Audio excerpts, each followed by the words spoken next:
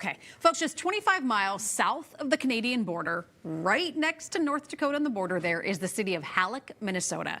With a population of just more than 900 people, Hallock is where you will find Far North Spirits. So this particular organization, the only certified pollinator-friendly farm distillery in the country, Connor Green from the wine company here to share their story and a couple of cocktails. Connor, how are you? Hi, I'm well. Thanks for being here. Of course, thanks for having me. So tell us so we don't have the folks from Hallock here, but you're sort of representing them today. Explain how that works. Yeah, so my connection is I work for the wine company. We're the distributor here based out of St. Paul, family owned and operated for 40 years. And in order for them to get their product from Hallock, they need to work with a distributor to go to bars, restaurants, and liquor stores across the state.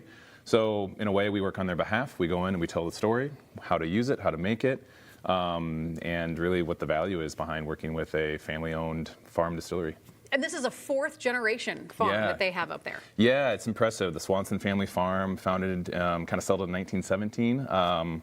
Mike Swanson and his wife Sherry are still stewards of the land up there, and now they're using it to grow grain to make whiskey and other products as well. So this is pretty interesting. I'm reading that Mike was part of some sort of study. You explain this to us? Yeah. So the science behind this? The origin behind Far North starts with the seed study that Mike did. Grew over the course of 5 years, 15 different rye varietals, which is uncommon for the origin story of a distillery. He wanted to determine what was the best rye that made the best flavored whiskey. And so over the course of those years, he determined that AC Hazlitt is the varietal of rye that is the base for their Hazlitt rye and their Rockner, which is their flagship rye. Interesting. And okay, I asked you in the commercial break, what does it mean to be a pollinator? Open pollinator. Distillery. Distillery. Yeah, it means that they're using non-hybrid grains. They're naturally pollinated, so they create this environment that allows for their grains to be pollinated, naturally. It's creating a more complex depth of flavor whiskey that's, really just kind of natural in the right way to grow grains that you then turn into a spirit.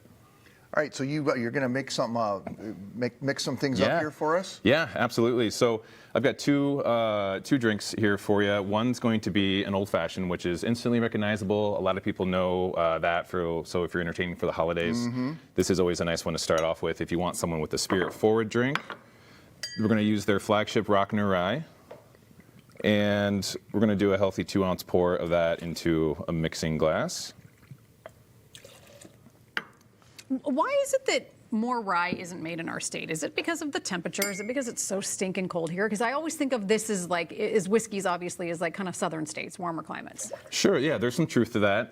It's also, as far as like making local whiskey, it's still a fairly young industry in Minnesota. When you think of whiskey and you think of, the bigger houses, people often connect it with Kentucky, which is natural. They've been making whiskey for a really long time. So there is rye whiskey here. They've been making this since 2013. Wow. But we're still doing the work to kind of get it out there in front of people and let them know that there are really, amazing producers here, growing rye, but is also distilling rye. What is the rye has a distinctive taste when it's in a drink? Can you explain that for people? Yeah, people often associate rye with spice, so it's going to have that bit of it more, sometimes cinnamon, sometimes those baking spices come through nicely, as opposed to bourbon, which often tracks a little on the sweeter side.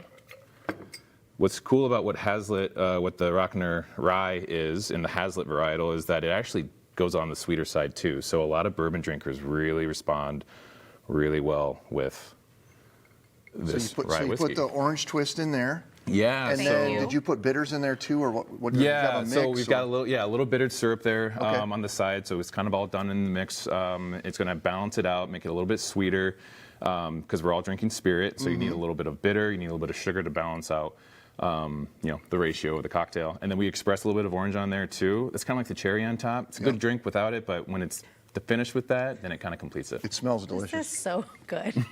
I know it's 9 o'clock in the morning and I shouldn't say that. You've been up since 3. My goodness, this is delightful. It's got that is good. The right amount of sweetness. You definitely have the spices that come out in it. Totally.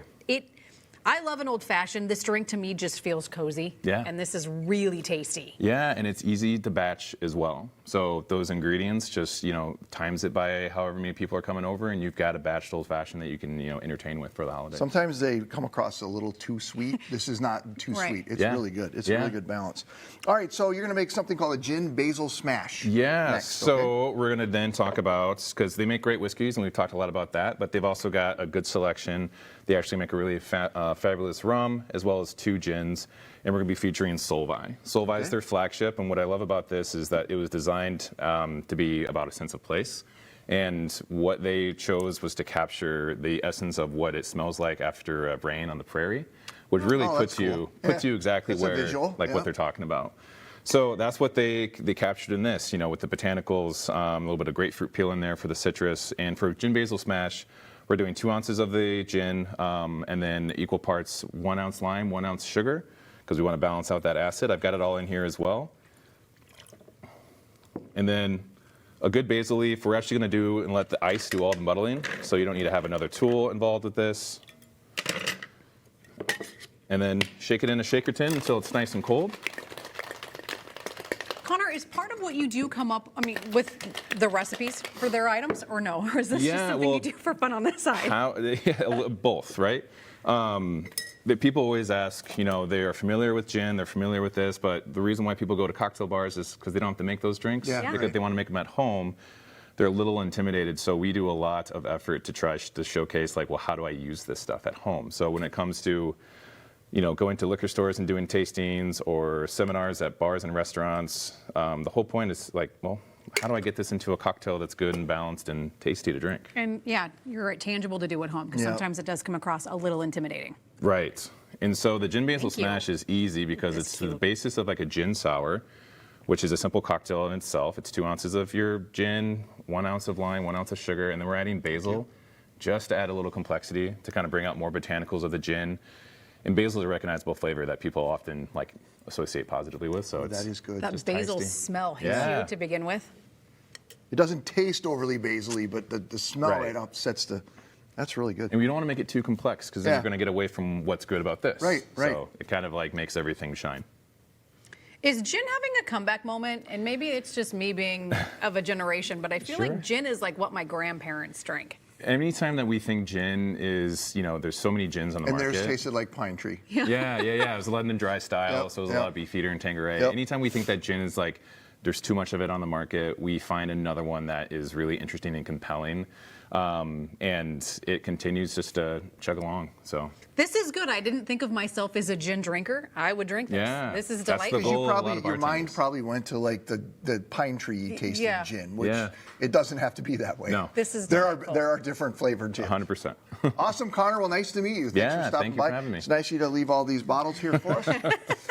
Far North Spirits are available in liquor stores throughout the metro, and you can visit Far North's Cocktail Room any Saturday night for a taste of their grained glass spirits. If you can't make the 6-hour drive to Hallock, you can head over to the North Loop. Try Far North and featured cocktails at the Hewing Hotel Rooftop Bar, I which love is that idea. quite the spot if you've never been there. Hey, if you'd like to learn more about Far North, they are featured in the latest issue of Edible Minnesota. You can subscribe to Edible Minnesota to receive their upcoming winter issue, which comes out on January 1st.